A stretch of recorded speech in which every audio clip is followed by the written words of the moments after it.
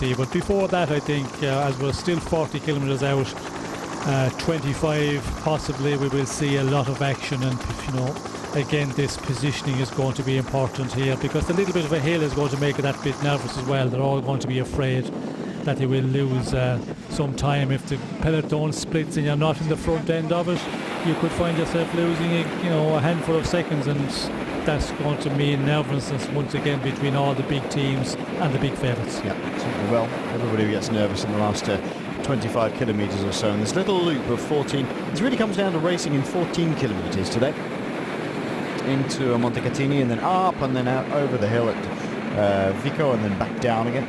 A little bit of twisting and turning, and then anybody who's got dropped will be able to chase back on.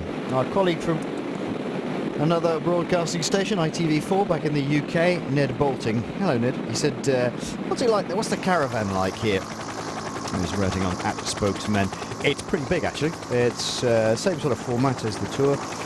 Goes in advance of the race, but it's a big one. And there's even more festive atmosphere. The French sort of tend to manufacture festive atmosphere, don't they? Whereas the Italians just have it. Yeah. Still, Jeremy Hunt is doing the work for Sky on the front there in the black, but he's got two men behind him now, Peter Kenyuk and then Juan Antonio Fletcher. And not far back from them will be Mark Cavendish. We're getting to that point where people are beginning to jostle at the front, Sean, to make sure that they've got a decent position running into the last 30 kilometres. Yes, well, I think they're hanging about, a lot of the teams, and with their favourites just there on the top end of the group, the top end of the peloton, in the top 30, 35, and they're just going to play the waiting game for the moment. And as we get closer to the climb, that's when we see a big amount of movement, and they all want to be in the top 15 riders going on to this climb, and that's when it gets real nervous.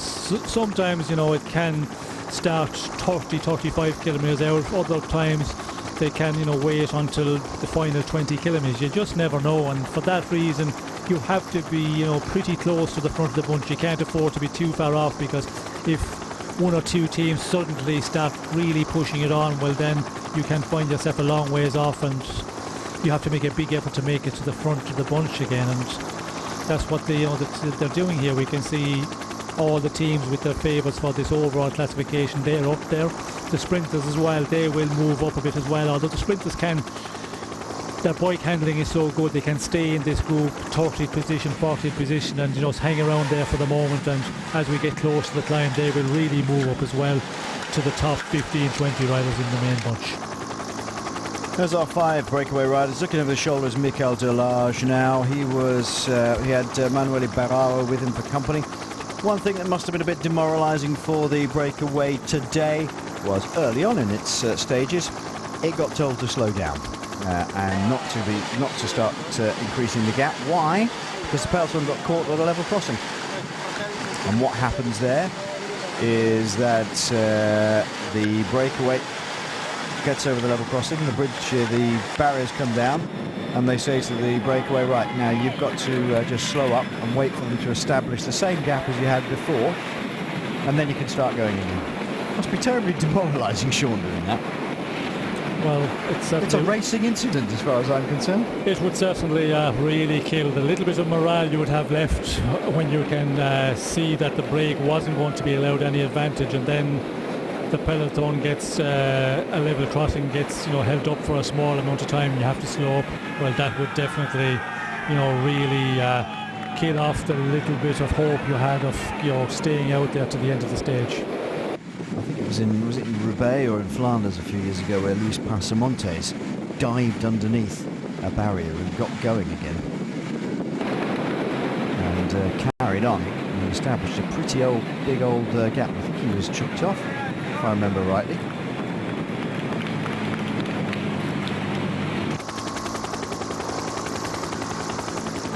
And the breakaway is almost called. We'll get one of those shots from overhead in just a second, I'm sure, Sean, where we see the peloton bearing down upon our 5 men who've been in the breakaway today. A very long stage here in the Girod'Italia, and Michele Scarponi was not wrong.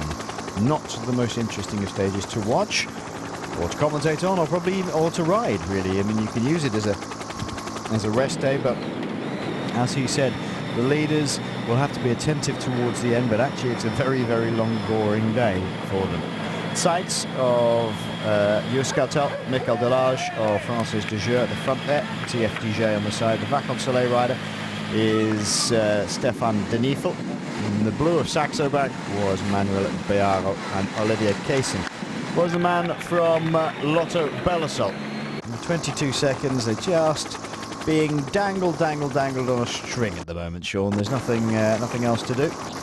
Just leave him there for as long as possible. They must be wondering now, when are they going to get hunted down? Well, I think we could see Michael Delange there looking about and saying to himself, when is this bunch going to catch us and get this over with? Because they've been just left hanging out there for kilometre after kilometre, and such a long stage as well. You know, it's 5 in the breakaway. It's so energy sapping, and when you do a break like this, it's going to take you know, a day, 2 days to recover. Unless you're in real good shape and you're feeling very, very strong, you have to keep it quiet the following day or the following 48 hours after being in such a long break here. Still Jeremy Hunt riding on the front. Robert Hunt has had a very good Girod'italia in terms of strength, Sean. He's not been as the guy in the jersey there with the South African flag on it, the South African national champion. Instantly recognisable as a jersey. But he's been very strong. He's been up there all the time, done a lot of good work. He did a lot of good work early for Tyler Farrow, but he's not been able to finish anything off in the sprint since then. He says he's not feeling quite on it, but he seems to be very strong. Yes, he's been very impressive in this first week plus of this tour, and he's been up there a lot in the big sprints, and also the days when they've had to work for the team. He's been there very much to the fore, so he's in really good shape at the moment, and it'll be interesting to see today what his role will be in the final. Can he have a go maybe and try and do something for the stage victory? Spread out across the road on the far left-hand side, Bernard Eisel is bringing Mark Cavendish, the world champion, up towards the front. He looks over and sees where the Jeremy Hunt is still okay. 35 kilometres to go. This is the head of the race with our breakaway. Seitz, Kaysen, Denifel, Delage and Bayaro have been away for 180 kilometres. 20 seconds only is the gap between them. And all the big favourites teams and the sprinters teams coming up towards the front now. Green Edge are probably only team still to get some riders to the front.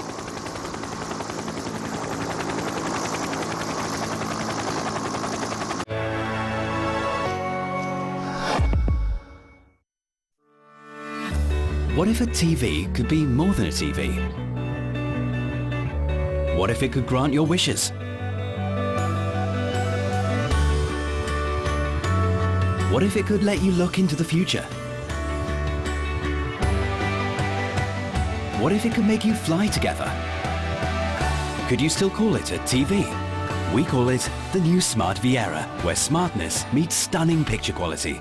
Panasonic, ideas for life.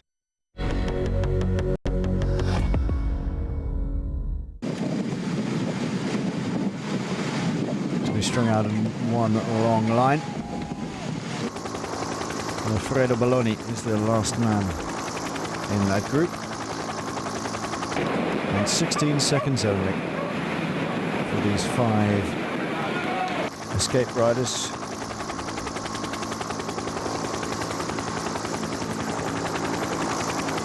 There is the peloton. All the commissaires' cars, the officials' cars will have gone past our breakaway men, and they will know, they've known for some time, that the peloton is almost upon them. There's the neutral service car, sponsored by Victoria tyre manufacturers. It's a good shot of seeing just how many people are in the cavalcade here. Here come our 5 men. Delage in the white, Water in the blue, Seitz in the orange,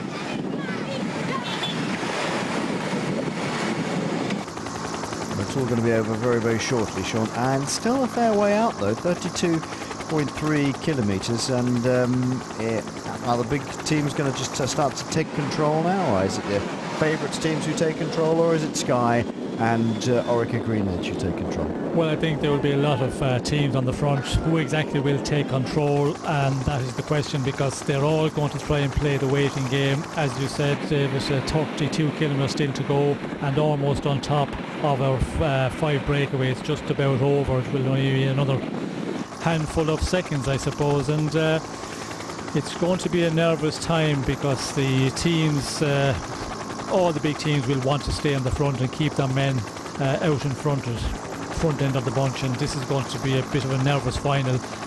Probably more nervous than they would have hoped to be if the break could have stayed away till the final lap, which is 14 kilometres. But here, this is going to get more nervous, and we're going to have I think a pretty fast final here. Who exactly will take it up? They'll be all trying to wait and play the waiting game. So that is always a little bit more dangerous, because the speed maybe not as high as they would like it then, and it's all the time moving in the front of the bunch and trying to get position. It's going to be a bit of a dangerous final 30 kilometres. I'm surprised they've allowed this gap to come down to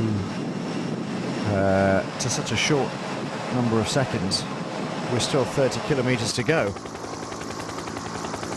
As you say, Sean, they've still got to get into the finish at Montecatini and then back out on this loop. And the 30k, they're not yet there yet. But as you say, it could be quite a difficult one to control now. Spare bike being required by Adriano Malori.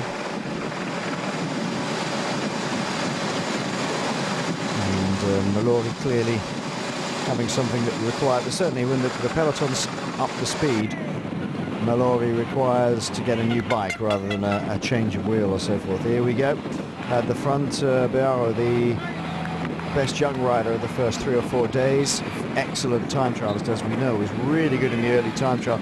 Trying as hard as he possibly can here. Had the best young riders jersey for a while. And is it Seitz who's tried to go with him? It is.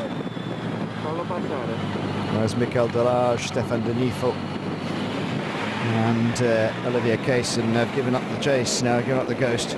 But still, there's a long way out. That's a desperate move by Boaro. But even so, I tell you what, Seitz is doing a good job to try and get with him. I think he's probably waiting for him a little bit, not too fast. Don't go off too fast. He could be better with 2 than 1, Sean.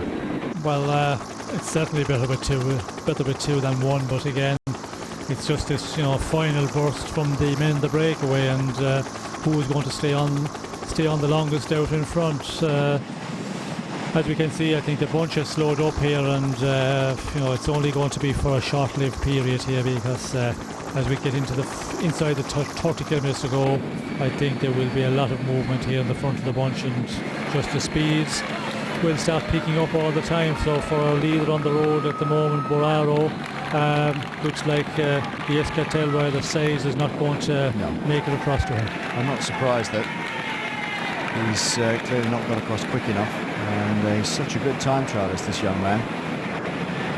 Gosh, he's going great guns after 230 kilometres. I'm surprised he's got that much left in his legs, Sean. Yes, he's still riding very, very strong here, and if they had the opportunity where they got a big number of minutes, a big advantage, well then a rider like this, the way he's riding at the moment, he would be difficult to track down if you allow him to take 12 or 14 minutes in the earlier part of the stage, and into the last 30 kilometres, if you have 2.5 minutes advantage, 3 minutes advantage, he's the one who could hold off for a long time. Well, he's putting in a big effort, his sides, but he's not going to make it back to Boaro, that's for sure. Unless something drastic happens with the young Italian.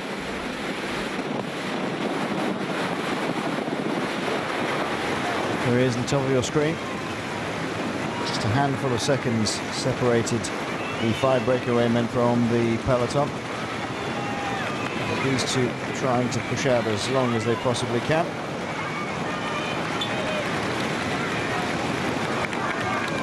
And he's been a pro for 3 years now, this young man. 2 of it with Saxo Bank. He would dearly love to have a win. Had some great wins back in 2010, but had nothing last year. I think just the step up to the next level takes a couple of years to get going, as Adriano Malori gets back into the rear of the peloton, and he'll tell you exactly the same thing. Malori, like Ulissi, has had to take a couple of years to get established at the very top level. Not easy to jump up from being under 23 to a senior rider.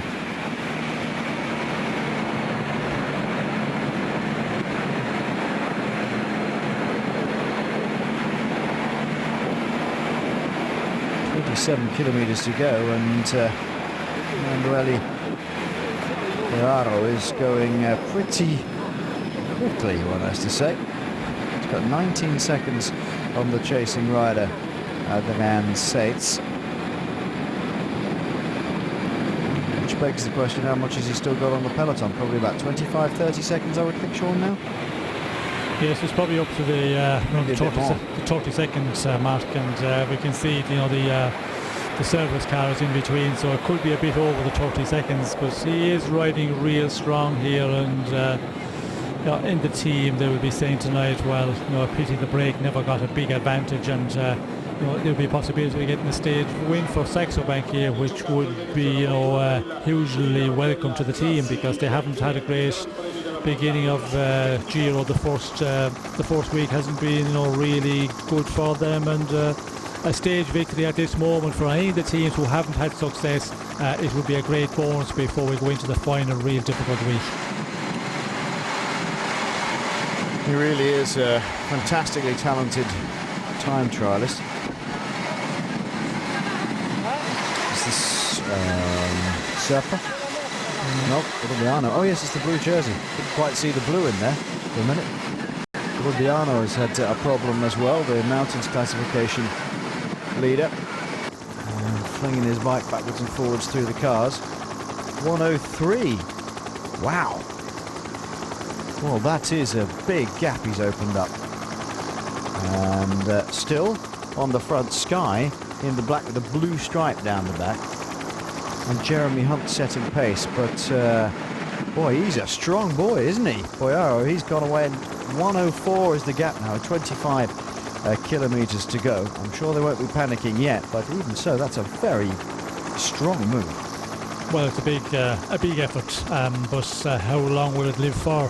As we have still 25 kilometers to go. I think the bunch probably, you know, has slowed down a little bit, because they have seen how the break is broken up, and with one leader out alone, well, it's a bit easier as well. It's going to relax the guys in the front who are making the pace, but unfortunately, you know, 25 kilometers, a 25k time trial with a minute advantage over the bunch, it's never going to happen to hold on out there for a stage victory. It's entertaining though. Yeah, but if anything, well, it's entertaining, but if anything, it sort of knocks the, as you say, knocks the peloton back a little bit. They won't be quite as nervous, quite as nervy at the moment. So nothing much will happen tremendously here. Adrian Seitz is trying to get across to Emanuele Boiaro, but I'm not sure we're not making much inroads to it. Best result that Boiaro's had this year was in Circuit de la Sarthe, which is a tough race, but slightly rolling, not particularly hilly. Second overall there, but he won the individual time trial at Angers. And he really is a time trial specialist. Remember, he was fourth in the opening time trial here, so he's in excellent shape.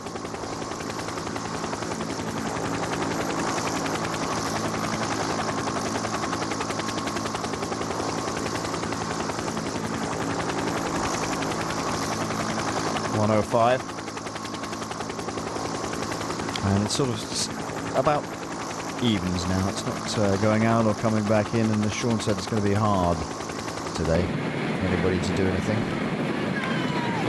4th in the opening time trial, Sean, so clearly in good form. Yes, he is in good form, and he's a time trial specialist, and you can see the way he's riding here.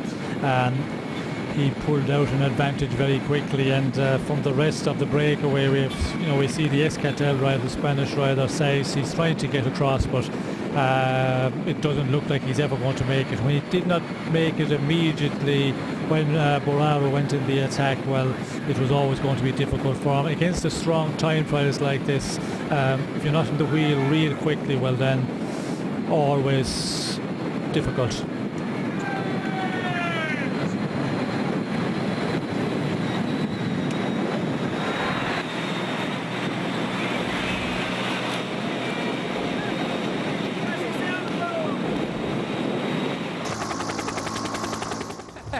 Mi fa piacere che l'abbia detto. Oh, it's Purtroppo per me Francesco Chicchi of Omega Pharma Quick Step. I think he thinks he has a good chance today because he was named by Michele Scarponi there at the top, that he a possible winner for today.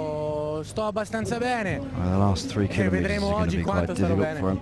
La fortuna non mi ha ancora assistito e neanche tanto le gambe nella volta in cui ero davanti, però niente, guardiamo avanti, ci proviamo oggi, arriviamo vicini a casa. Managed to do a good win today. The guys will bring me there, but it's important for us to get a win. They haven't had much luck so far, have they, Sean? No, and he's the man they would be hoping for in the past week, where he would be able to maybe get a stage victory, but he hasn't had the look, and doesn't seem to be really at his best in the first week, the first 10 days of this race. 1:05. Boiaro is seriously motoring on. 22 kilometers to go. Seems to be a little bit slowing. Not too much, and it's bound to be like that, Sean, isn't it? He flipped the chart round on his stem now, thinking, well, I know what I'm doing, I'm just going to keep going. Well, yes, there's not a lot to do here. You just give it your 100% and see how long he can hold on for. And with 22 kilometers to go, a minute of an advantage, he's riding real strong, considering they've been out there for so many kilometers today, the longest stage of the Giro.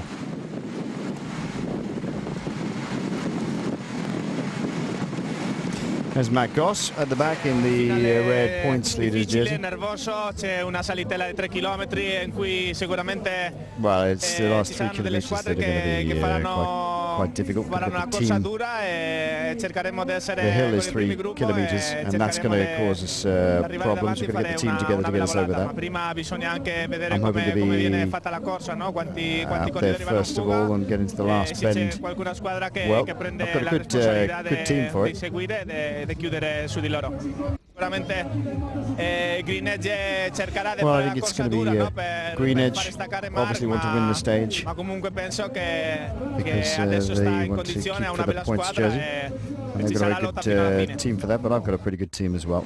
Oscar Gatto fighting his way back through the back of the cars. Gatto's a rider who could do something today, Sean. We've not seen much of him. He's very good in the early season classics, but we've not really seen him at the moment, and I'm surprised because in the Girod'Italia he would have very much liked to have featured.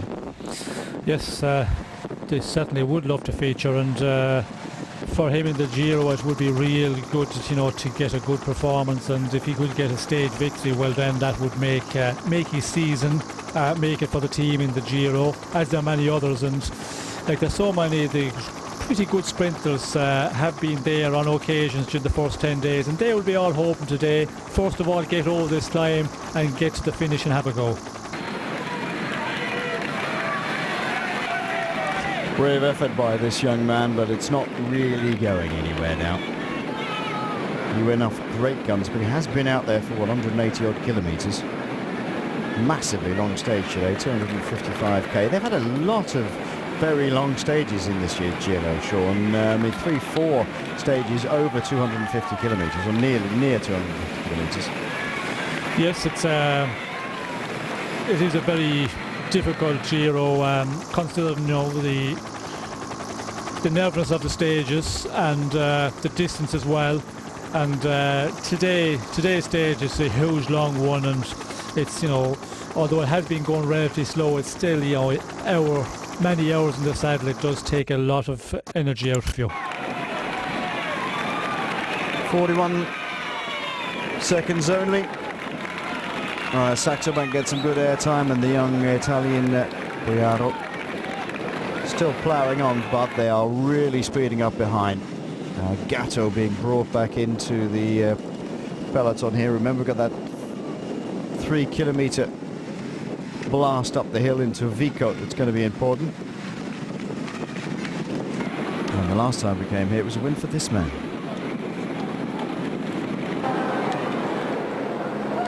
Mario Cipollini back in 2003. He on the left-hand side, you can see. Now at the centre of your shot. And winning, unlike normally with the big train, wearing the World Championship jersey to boot. Beating Robbie McEwen on the left-hand side there. Alessandro Petacchi was behind in the race leader's jersey, but the World Champion winning on that occasion. Riding for Domenica Vacanza, if you remember them, at the zebra striped kit. And 35 seconds only now. They're really in the final stages of tracking this man down now, hunting him down, because they're really flying along now. They've got to make sure they're ready for the final hill of the day. The lap is 14 kilometers in length, with a little hill in the middle. A couple of tricky corners towards the end. Here's Mark Cavendish. It's a long stage. It's going to be very tiring, and there's a little climb at the end. I know this climb very well. It's close to my home in Italy, and yeah, it's not an easy one after 200. It's an easy one if we do it early on, but after 250 kilometers halfway through a tour, it's not going to be easy. I think it's going to be a spectacle at the finish, and hopefully we can make it a sprint. Do you know that the last time that the Giro finished in Montecatini Terme, it was Cipollini who won? Does it give you an idea? Yeah, well, I don't think, did they do Vico then? I don't know if it did the same hill, but yeah, it was close to his home as well there, so I'm excited for today. Hopefully there'll be a lot of fans from Quarata out, and we'll see how it goes. Interestingly, could be two back-to-back wins for world champions, Sean. Not sure that happened very often. No, it's not often. I think you'd have to go through the record books and to find a number of back-to-back victories like that. It would not be many. And as Cavendish said, a long stage, the climb. It's going to be an interesting one, and we could see maybe some surprises on this climb, because the long distance, it could just catch some of the better guys, the better sprinters out, and the ones that will get over as well, they will really dig in deep to get over, maybe suffer a bit, and they might pay for a bit of that in the sprint itself. Pregas clearly wanted to control this once again, wanting to get some riders out the front and look after Ivan Basso, and of course they've got Caruso, the best young rider, lying second in that little train at the front there, in the white jersey of best young rider, but clearly he's playing his part today to keep control of the race. Basso and the team have been attentive. You do wonder how much they'll have left for the rest of the week, for the rest of the Giro. 23 seconds remain as a gap for this man, Manuel Boiaro. He was fourth, of course, in the first individual time trial here in the Girod'Italia, and the peloton, which is now hammering along with Liquigas at the front. Sky get relieved of duties for just a little bit. Oop, problems for Yuskatel. And not sure which one of those three has got the problem, actually. It could be any of them, or all three of them. Cavendish in the rainbow bands. You saw Cipollini in rainbow bands. And Cavendish there, just a little bit back from the front, allowing Liquigas to do the work, and why not? 16.5 kilometers to go. The top of the climb at Vico comes with 11 kilometers still to go.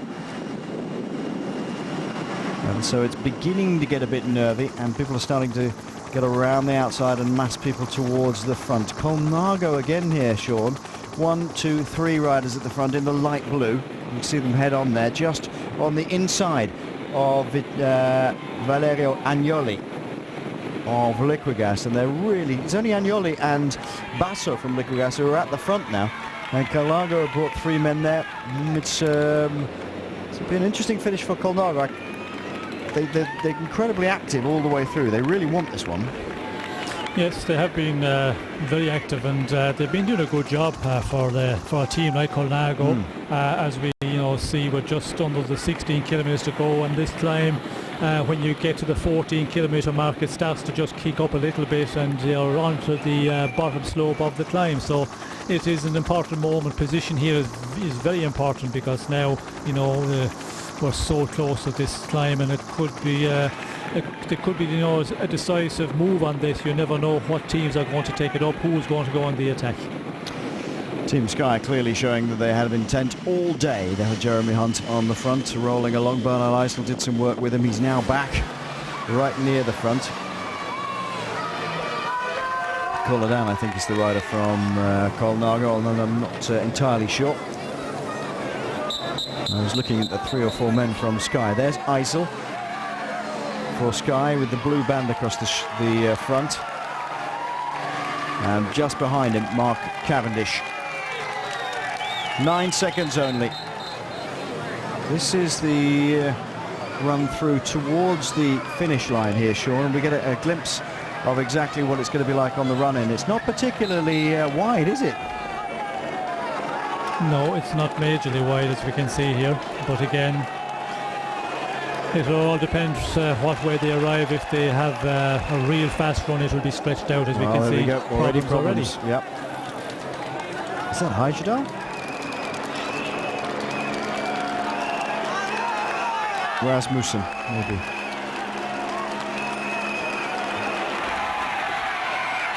Yes, not a wide run-in at all here, and this is the run into the final. We saw the last corner.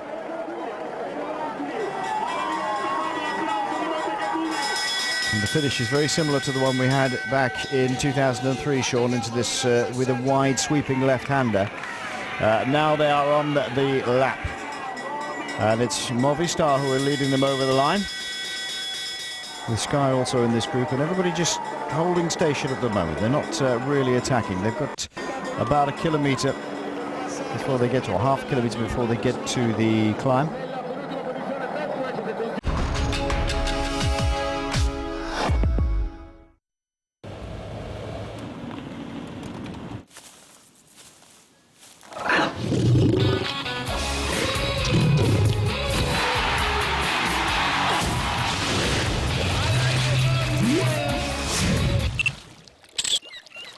Welcome to the front row.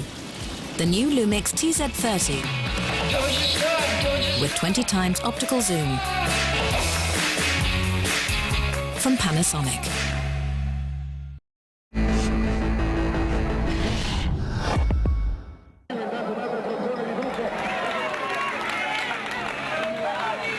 Through the streets of Montecatini Terme rides Manuele Boiaro. He's not got too much of an advantage now. It's a lovely little place. But the big question is now, will this hill break it up entirely, or will Team Sky and Orica Green Edge, if they have the legs, and they might just ride on the coattails of Sky, of course, keep it under control. It was Rasmussen who had a problem, and he's just going to have to make his own way at his own pace now. New front wheel required.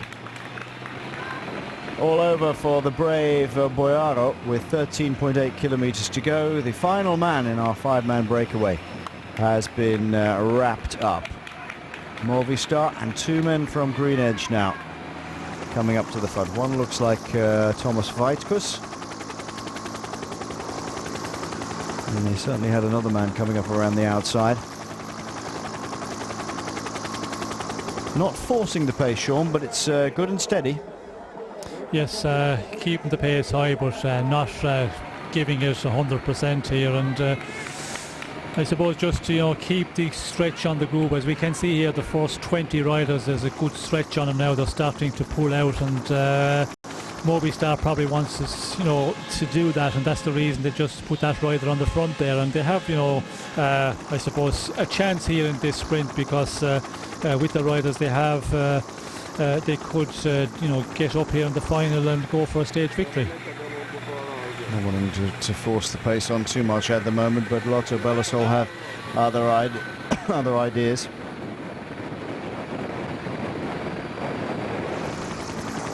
And the rider putting in a dig here is Dennis Van den Dert.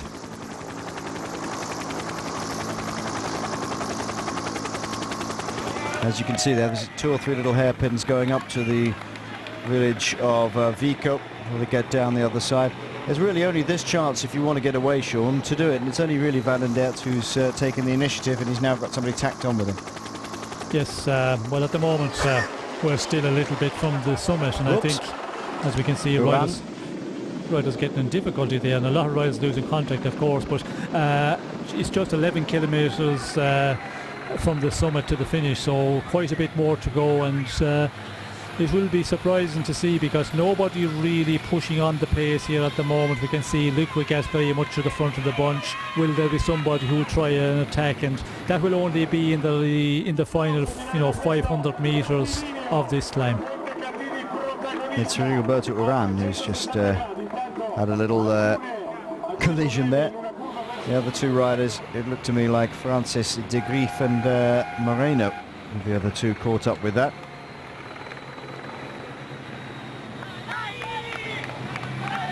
Big old push on. I think that's Martin Kaitzer again. Or it could be Salvaggi.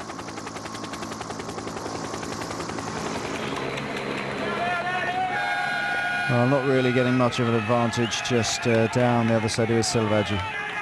Just down the other side of the hill, and Liquigas determined to hang on to it. All the big favourites teams here have something that they need to do, a job they need to do, protecting their leaders. Salvaggi pushes on, but Liquigas have got him in their sights, as have Lampre, and a couple of riders from Astana, Koisiga's team there.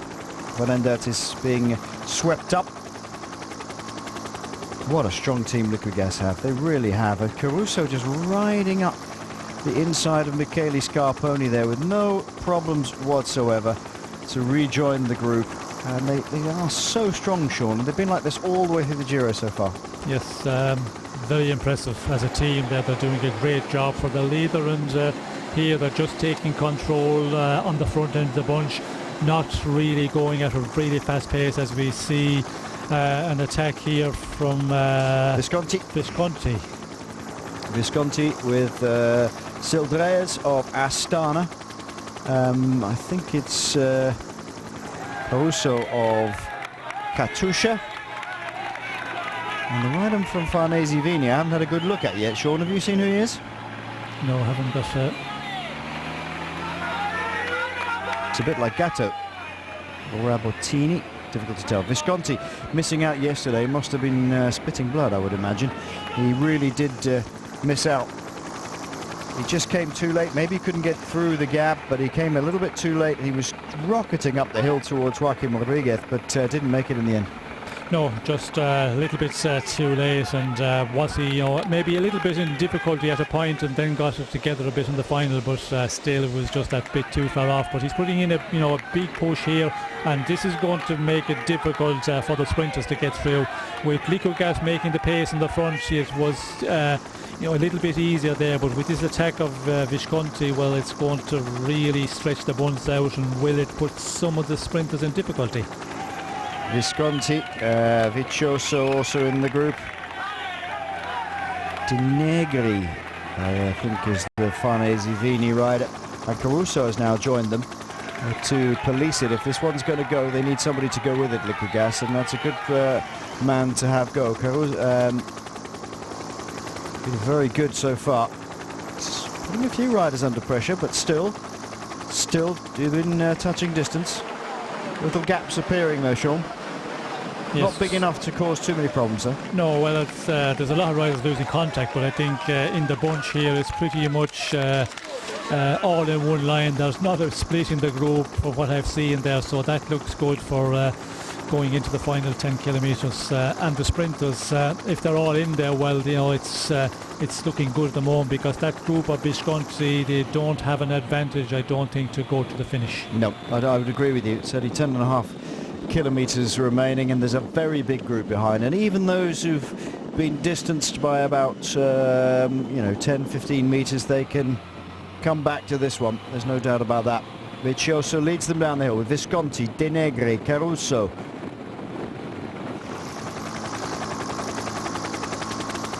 An interesting thing, Sean, who is the Astana rider tried to come across here? We'll see in just a second.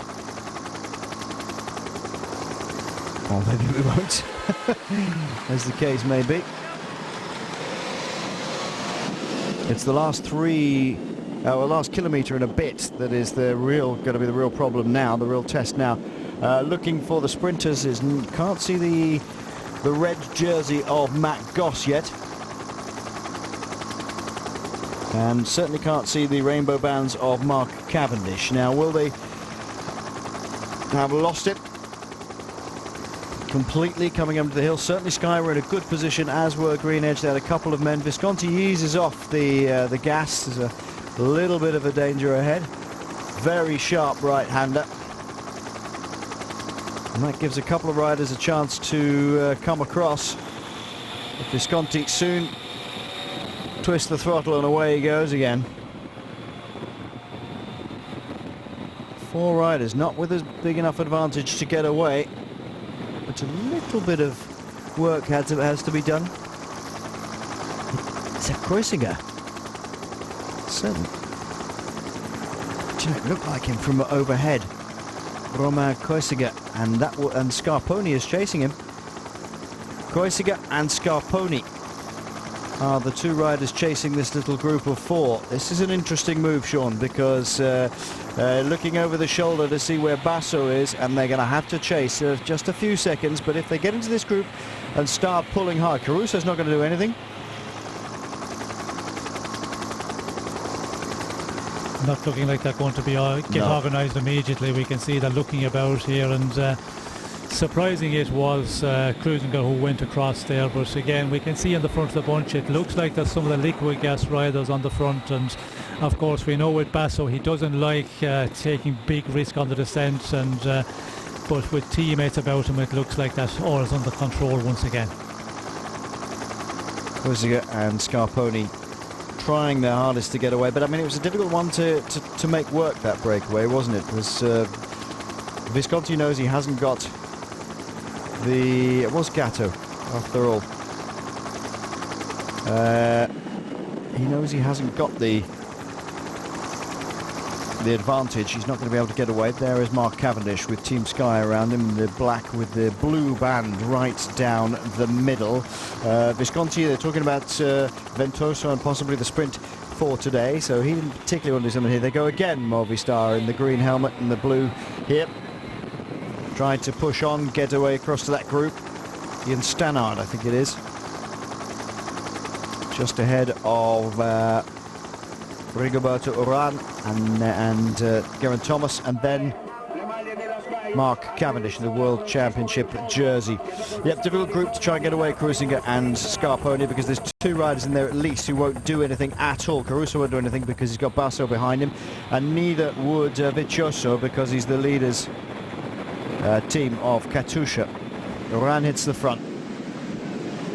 Starts to do some pulling work.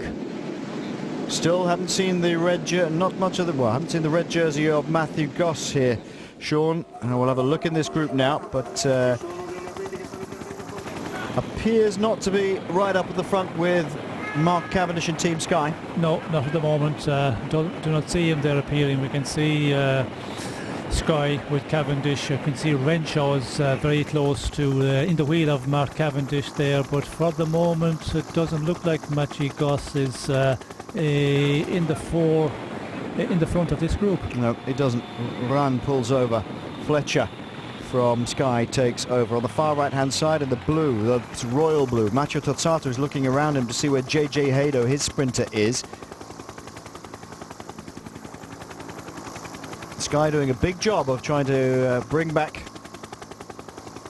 everything under control. Renshaw in the orange and the blue shorts. So often the lead-out man for Mark Cavendish, but as yet has not been able to make that progression up to being pure winner by himself. Gosh, they're going pretty quickly though, Sean. They're all well strung out here. Yes, it's definitely going at a real fast rate here, and you can see when you look at the rear end of the bunch how fast it's going, and it looks like the Mobistar rider, that must be Ventoso there in the wheel of Renshaw. Yep, you can just see his head, Ventoso. Arnold de Meer moving up towards the front as well, by himself, I have to say. 83 for Francis de Jeux in the white. Bang in the middle of this group. So absolutely drilling it on the front now. Team Sky, 1, 2, 3, 4. Kiki for Omega Pharma Quickstep has said that he fancies his chances today. And still no sign of the red jersey points leader, Matthew Goss and Orica Greenedge. They're notable by their absence, Sean, completely absent. Yes, very much so. We haven't seen anybody from Greenedge, and I'm afraid that Matt Goss has not made it into this group, and we can see, Sky just keeping the pace real high as we go under the 5 kilometres to go mark. 5 kilometres to go here. It's stage 11. They're over halfway in the Girod'Italia, and on the left-hand side of our screen you can see Team Sky with the blue helmet and the black gear. That's Team Saxo Bank. They have JJ Haydo as their sprint specialist, and Lucas Haydo, the brother, seems to be on the back at the moment. Daniel Shawn for NetApp, the white with the royal blue there, coming up to join Haydo on his hip, 199. Now we see our first man from Orica Greenedge, the black. You see with the green panels on the short there coming through? That's the first man we've seen from Orica Greenedge in the last 5 kilometres or so, and still the red jersey, our points leader, Matthew Goss, teammate from Orica Greenedge, is not around here. Doing a fantastic job at the moment, Sky. They've kept it all under control. This is the back of the peloton. Well, they want to win, don't they? Saxo Bank, they've tried very hard with Boyaro, and now they've got 1, 2, 3, 4 men here. The 2 Haydo brothers will be trying to pull something out of the bag here.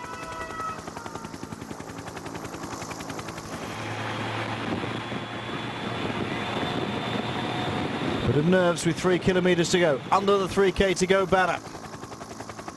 NetApp have got 3 men to the front now. Look out for Daniel Shawn, 199. On the right-hand side, see the man in the yellow shoes? They're leading Team NetApp, the white helmets. On the left-hand side, this train of Sky working very, very well, but it's going to be a dangerous little finish. This one, it weaves in and out. There's a couple of right-handers, a couple of right-angled bends, and then a nasty switchback. Not necessarily super sharp, but you saw the run in. They've had to widen the road a little bit, and it was quite tight for Manuele Boyaro to go around by himself. Mark Renshaw fighting for the wheel of Mark Cavendish there. And Francesco Kiki is the rider from Omega Pharma Quickstep on the wheel of Mark Renshaw at the moment. Alessandro Balan here wants to give it a go and try and get away if he can. Alessandro Balan, former winner of the World Championships from Varese. He's never going to get away at that pace, surely. He's giving it a go. Looks over his shoulder to see if he can get anything. At speed, trying to make a lone break. But with Team Sky controlling things on the front, it's going to be very, very difficult indeed. Is that Frank Schleck? It must be. Yes. Must be. Trying to get back into this leading part of the peloton. Absolutely. He's lost a lot of time. As Schleki Nizzolo is the man from Radio Shack in this group. And now up to the front, Ventoso is brought by Giovanni Visconti with 1 kilometre to go. Watch out for these bends. Here comes the right-hander. Round they go in one long line, 1 kilometre to go under the red kite. And the marshals hurrying along. The motorcyclist just not going fast enough. They're into the last kilometre. Visconti looks over his shoulder. Ventoso is just off the pace now. Into the last bend. Sky still have men there. Well, second to last bend. But where is Mark Cavendish? He's sat in the middle. Peter Kenyak driving it along. I think the man from Orica Green Edgel, I wouldn't put money on his Daryl Impey in this second spot here. Cavendish 1, 2, 3, 4 back at the moment. Here's the final right-hander. Whoa! Somebody goes down. Is that Modelo? Oh, a whole load of them go down. Big stack on the corner. Driving for the line at the moment. I think it's Vaitkus, is it? And Mark Cavendish seems to be outgunned on this one. He's got a long way to make up. The rider from Androni is either Felino or Roberto Ferrari. It's Ferrari. Roberto Ferrari, I think, is the winner here in Montecatini. And once again, a final corner causes loads of problems, Sean. One rider slides out and the rest of them go tumbling down. Yes, again, you know, a rider sliding off and causing major difficulty and really upsetting, you know, the line of riders and breaking up the front of the bunch. Totally broken up. People coming in dribs and drabs all over the place. Alessandro Ballan there tried to get away at speed, but that was never going to happen. What he was thinking, frankly. He could have a go, but not to happen for him. Francesco Chicchi didn't get any chance at all, but the question is how much has people like Frank Schleck lost here today? Fighting to get back on. Androni get a second win. Andiamo subito da Antonello Orlando che è con Ferrari. Sì, ancora stanco per questa volata. There he is. Però fare una volata vincente. Te la ricorderai. What about the sprint here? I remember the day for on top. Yeah. It's the best day of my life. An Italian rider because can't be the best, can't do anything else. Yeah, I really cared about this win after I made such a big crash in Denmark. Yeah, after that you beat the World Cavendish. Yeah, it's great. I'm not sure if it's a pleasure for him, but you know. But today it's a big thing for me, a big day for me.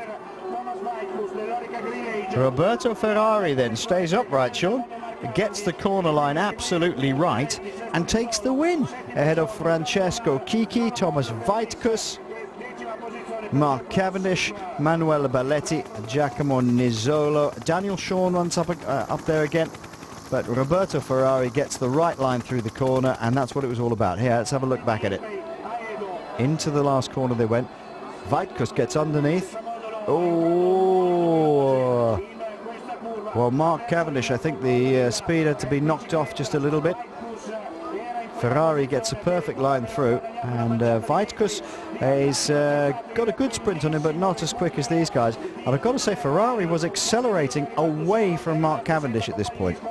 Yes, certainly was. It looks like Cavendish was not on a good day, because Ferrari, he could see him 3-4 bike lengths ahead, and normally Mark Cavendish, when he's on a good day, he seemed to have lost a lot of his speed there. A bit of very high gear, he had to make a change up and was never looked like he was going to challenge Ferrari, but didn't look like that Mark Cavendish was on one of his best days. No. Francesco Chicchi coming round Thomas Vaitkus to take a placing, goes around the outside of Mark Cavendish here, although Cavendish is knocked off by this point. Manuel Balletti gets in the top 10. Balletti for AG2R. But I think the big loser today, Sean, not Mark Cavendish so much, but it looks like Frank Schleck may have lost a bit of time here. Well, we did see a flash that he was chasing. How far he was away from the tail end of the main bunch, we did not get any indication of that. So maybe he just made it in the final 2-3 kilometres there. And of course, if he got on to the end of the bunch, he made contact with it. Then with the crash, we should see all the riders in the main peloton being given the same time. Next up, it's live football, Germany versus the Netherlands here on Eurosport, but today is a day for the motoring Ferrari as he beats world champion Mark Cavendish. I think it was probably a useful exercise for him to win, Sean, not just for the team of course, but it sort of not rights the wrongs but balances out things a little bit after the horrendous crash he caused in Denmark. He's been able to make himself feel a bit better and justify himself a bit more in terms of speed. Yes, well, he has made up for himself and the team by winning a stage here and proving that he can beat the best sprinters in the world. But he still, there was a mistake made there, and I think he did say in the end